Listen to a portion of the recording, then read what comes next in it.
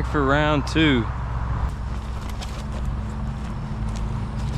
See if Mr. Gator's back.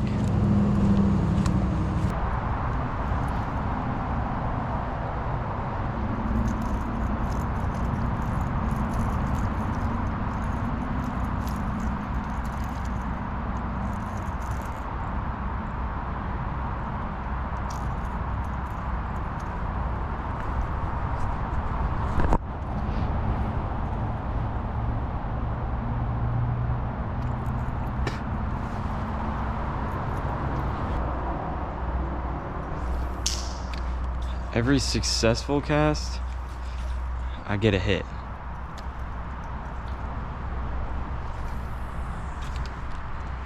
If you're not using a treble hook, these guys are like practically impossible to catch.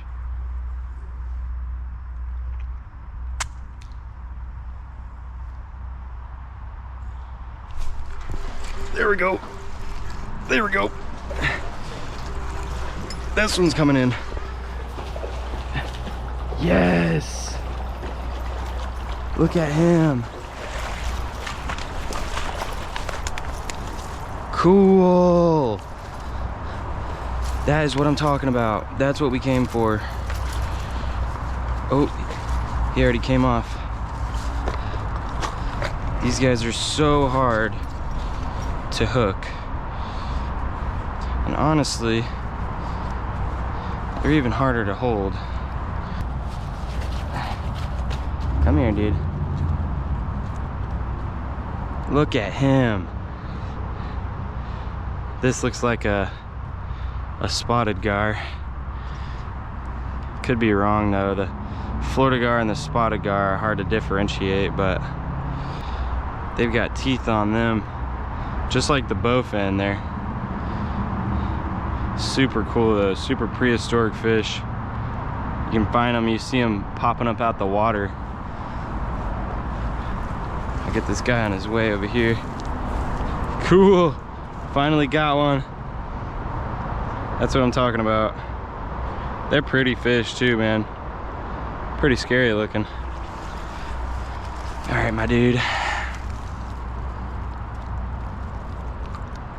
There he is. Booyah, that's what I'm talking about. Finally. See if we can't get a bigger one.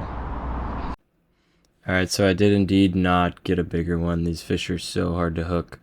I could have added all the clips of how many times I missed gar in this video, but it's an astronomical amount. I mean, pretty much every cast a gar would come up and bite at it, and then it would get off, or it would just completely miss. So they're very like kind of lethargic under here. It was difficult even to just get that one. I'm going to try for more soon, but I'm happy with just the one.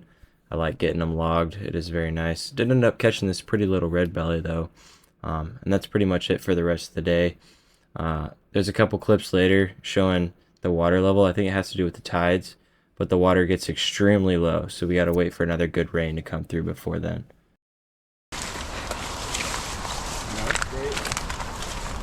It's like a whopper popper. Holy f***. Yeah, I don't know about fishing here. This is the difference from this morning and this afternoon. That's crazy.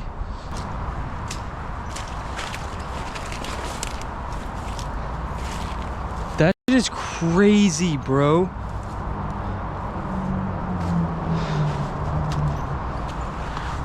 Okay, so in this point of the video, I pretty much give up hope on the topwater popper just because how low the water level is. But I do want to talk about the gar a little bit. The Florida gar that I caught could very well be a spotted gar. It's very hard to tell the difference between the two. We're going to call it a Florida gar. There's not a lot of big differences between them. There is another kind of gar that I will be trying to catch in the future. It's called a longnose gar. They are usually much, much bigger. We're going to have to pull out the kayaks to try to get out to where they're at. And again, they are very difficult to catch, so it'll be quite the trek and quite the challenge to try to get one of these in. But I do have a clip of one I've caught in the past that I will add in just a moment here. But the gar are just like the bowfin in a way. They're very predatory fish. They eat pretty much whatever they can get a hold of. Mostly being crustaceans like the crawfish or little minnows and other fish like that. But they do have very sharp teeth. They're very slimy, like I said. They're hard to get a hold of. And the bony mouth that they have, it makes them very hard to hook. That's why I was so unsuccessful at catching more than I wanted to. But they have, just like the bowfin, been around for 100, 150 million years. They're very prehistoric fish. Usually the spawn season is from April to July, anytime between that, and the females typically lay anywhere from 10,000 to 70,000 eggs. Cool thing about their eggs is they're actually super toxic to not only humans but any animals that try to eat them as well, so that helps them out quite a bit. But enough said. Here's that long-nosed gar that I was talking about. Very big fish, probably 25, 30 pounds. And then here's that clip, very short clip, but he was pulling us around pretty big time. Anyways, thanks for watching, you guys, and I'll see you guys on the next one.